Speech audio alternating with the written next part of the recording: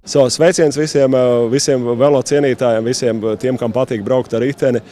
Es šodien esmu šeit Strasbūrā, kurā dienu pēc valsts svētkiem, Latvijas valsts svētkiem, mēs beidzot pabeidzām 7 gadu finanšu budžetu Eiropas Savienībā. Tā skaitā arī ļoti būtisks dokuments, kā savienojot Eiropas finanšu instrumentu un Transeiropas tīklu šo te regulu, kas ļauj faktiski īstenot vairākas lietas un kas attiec uz velo cilvēkiem. Tas nozīmē, ka pirmo reizi nākošajā finanšu perspektīvē ir atsevišķa līnija arī paredzēta, ka, ja tiek veidoti tiltu vai tuneļu rekonstrukcijas, tad veloceliņiem ir vajadzētu būt iekšā šajos rekonstrukcijas projektos, bet, protams, paliek arī daudz cits iespējas, kā uzlabot infrastruktūru velo.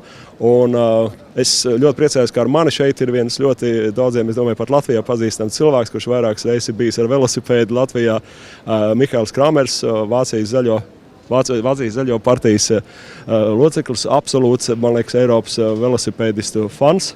Un ļoti daudz izdarījis gan 13 eiro veloceliņu sakarā, tas ir dzelzs priekškara veloceliņu, izdevis grāmatas un, kā es teicu, jau ir vairākas reizes bijis ar velosipēdu Latvijā.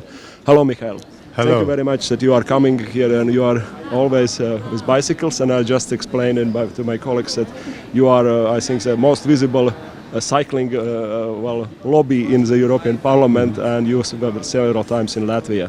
So we approved recently Connecting Europe Facility and Trans-European Network, the regulations, so we have new opportunities and we have other instruments to enjoy for better infrastructure for cycling. Yeah, because the infrastructure for cycling is not very expensive, but the benefits are very high. There, for example, is a study from Helsinki that for each euro you have invested in bicycle infrastructure in the city, you will get 8 euros back. So that is wonderful. And we have the Trans-European Network with Eurovelo routes, and especially number 13, that is the Iron Curtain Trail, along the former border of the Warsaw Pact states and on the coast of Latvia. And that is very interesting because it is a wonderful landscape, but because on most of the sides there are big roads with lots of traffic, and so you need separated bike lanes to attract tourism. And because bicycle tourism is increasing in the last decades by 20% every year, and all research have found out that bicycle tourists spend more money a day than auto tourists.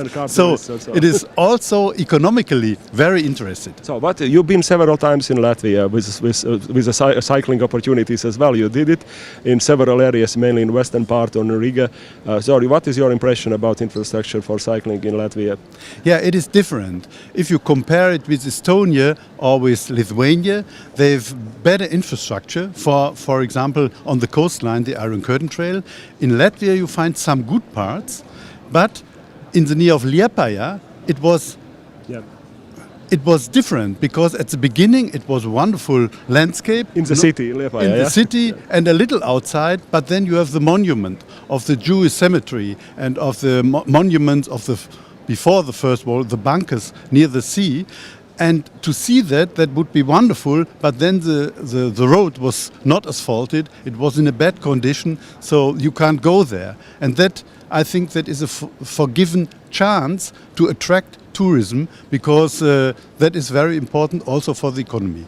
Okay, what do you think about the activities like Day Without Car, which is very popular in Brussels, and we have twice, I think, per year such events? Other cities like Riga can do the same? Yeah, because we have good examples, Copenhagen or even Berlin, where I live, we have an increase by bicycle riders from 6 to 13% within 10 years. And all the distances made by cars in German cities are less than 6 kilometers. And that is ideal. And in Berlin, every other household has no car, and the bicycle riding is increasing. That you can do in cities, and especially in Riga. And then you have a wonderful opportunity to go on the coastline, on the beach. Yeah, you can cycle some places on the beach. I did it. I couldn't believe that it is possible, and that is very attractive for Europeans. They then come to Latvia to look at the wonderful landscape, and then to see the nature and to ride the bicycle on the beach. Okay, Michael, thank you very much. And as I told Michael, as always, I was the biggest lobbyist here in the good sense of this word, of course, here in Parliament, being a member of European Parliament now for 9 years, 10 years, and perhaps we will continue both in the future as well. So, and back I will say a few words in Latvian to my cycling friends. Es gribētu teikt, ka man tiešām liels prieks un visi velo cilvēki Latvijā zina, ka šeit ir arī jums atbalstītāji Eiropas parlamentā.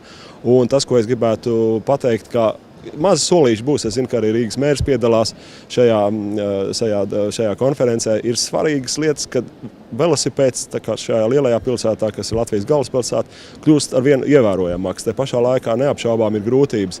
Un, teiksim, manās acīs viens no vietām, kā var teikt, ka infrastruktūra pat bez lieliem ieguldījumiem ir uzlabojusies velo tad, ja jūs redzat pie luksoforiem, kad priekšā ir velosipēdi, kuriem ir atdalīta līnija no tālāk stāvošām automašīnām. Tas jau ir pirmais solis uz to, ka velosipēds kļūst svarīgākais transporta veids Rīgā, un tas, manuprāt, ir vairāk simbolisks, varbūt ne tik grūti infrastruktūras ziņā izdarāms. Tā kā novēlējumi visiem un veicienu vēlreiz no Strasbūras. Vislabāk!